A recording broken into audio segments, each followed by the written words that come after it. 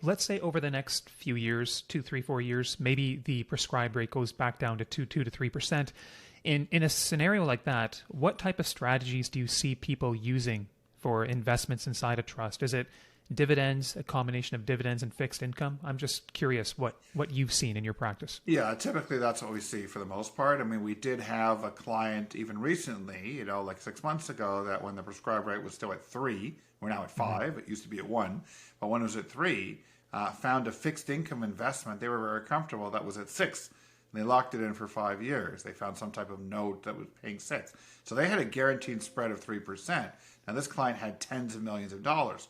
So they were able to generate a massive income splitting opportunity for at least the next 5 years.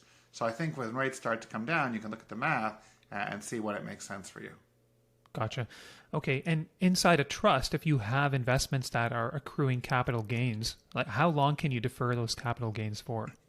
Well, again, there is something called the 21-year rule of a trust. So any trusts, with certain exceptions, but most trusts, when you set up a trust in Canada, there is a deemed disposition of the trust assets on every 21st anniversary.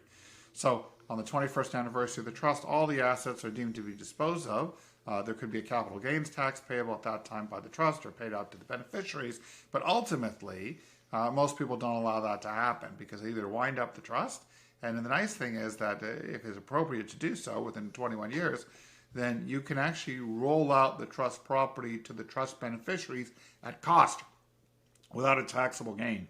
So in other words, if you bought that Apple stock for 100,000, and then when you roll it out in 21 years, it's $1 million, you can actually roll out the Apple stock to the beneficiaries at the original 100,000. So the beneficiaries inherit that cost, and therefore when they sell it later on, they would pay tax on that $1 million proceeds. So, it's something to think about.